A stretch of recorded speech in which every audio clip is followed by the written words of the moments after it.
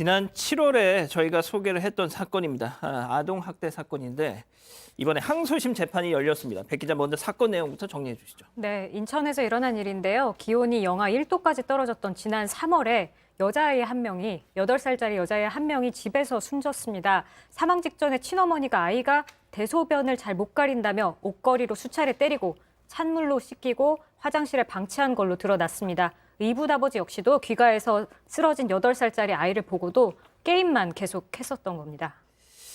자, 백 변호사님, 네. 발견 당시 아이 상태가 정말 참혹했어요.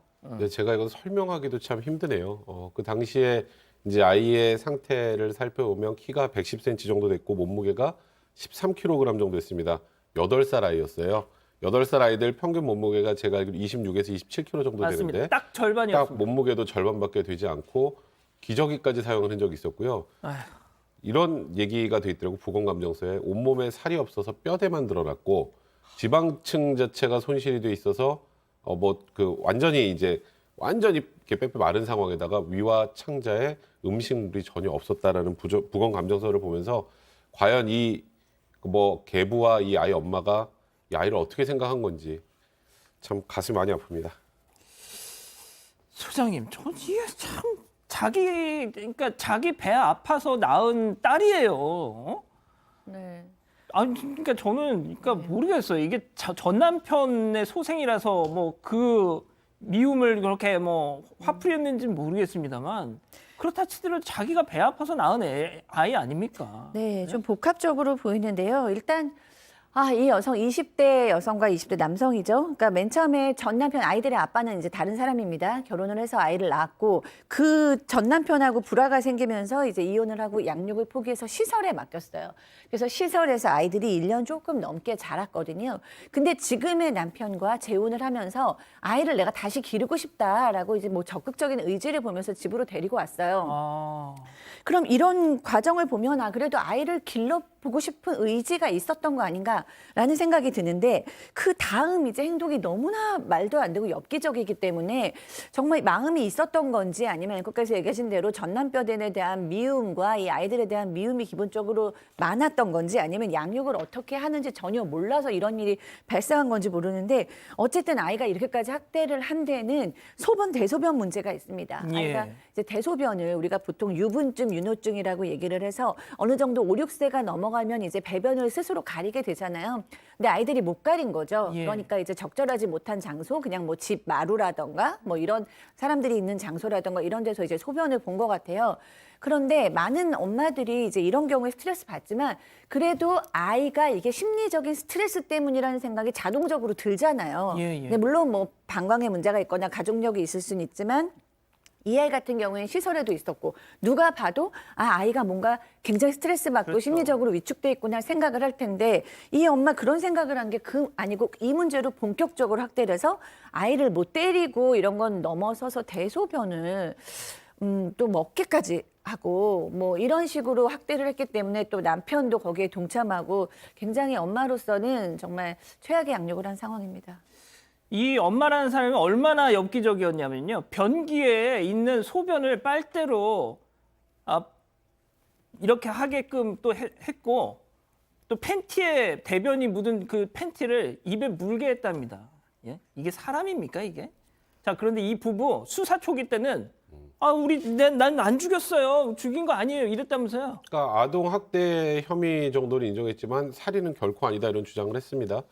근데 지금 우리가 아까 처음에 백 기자가 소개했던 것처럼 이 사건 개요 설명했던 상황에서 그 추운 때 찬물로 목욕시키고 닦아주지도 않았다고 했는데 그걸 부인했어요. 난 따뜻한 물로 씻겼고 물기도 닦았고 또 옷걸이로 딸을 때린 적도 없었다라고 친모는 주장을 했고 이 계부 역시 내 훈육을 이유로 때린 건 사실이다.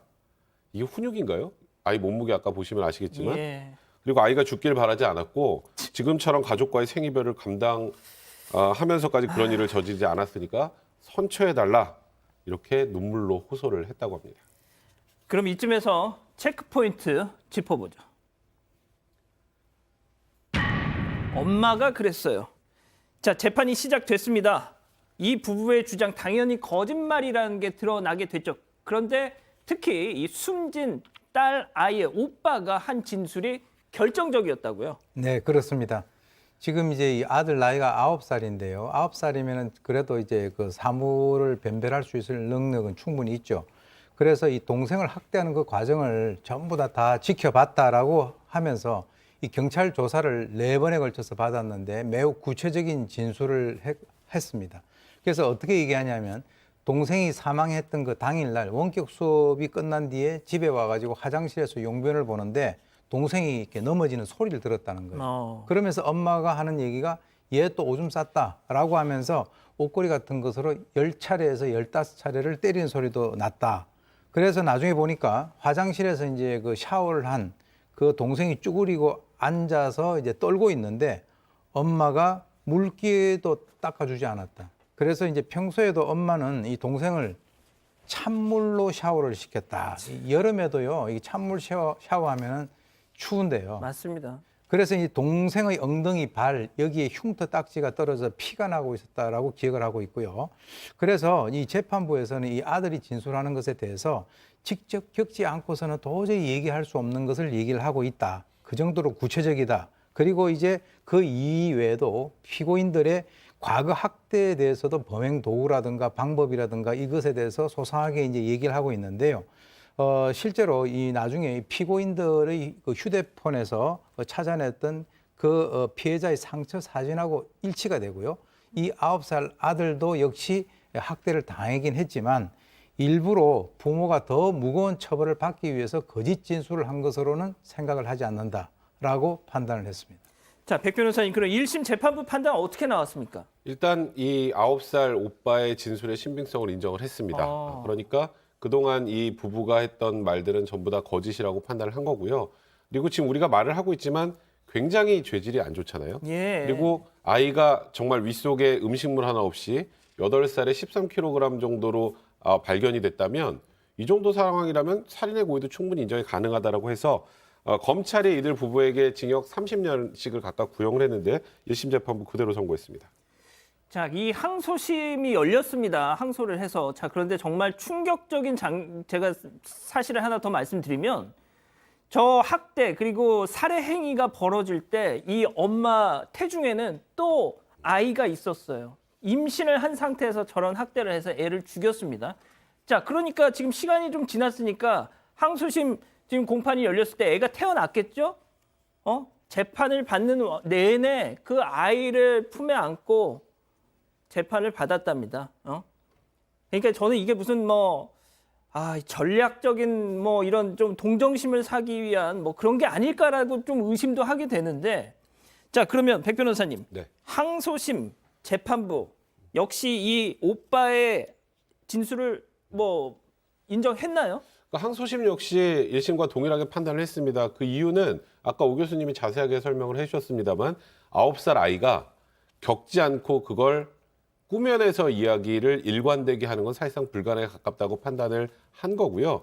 그러니까 아이가 9살이니까 이 아이 진술의 신빙성을 아무래도 이 피고인들은 계속 문제가 있다고 주장을 했겠죠. 이 부분에 대해서 받아들여지지 않았던 거고, 그리고 이 아이가 엄마 아빠에 대해서 굳이 거짓말까지 곁들여가면서 악담을 해서 엄마 아빠 처벌을 더 강하게 받게 할 그런 이유도 없다고 판단한 거죠. 그랬기 때문에 1심 관련해서 형이 무겁다고 항소를 했지만 이 형은 그냥 너무 가볍지도 무겁지도 않고 적당하다 해서 징역 30년을 유지했습니다. 자, 소장님.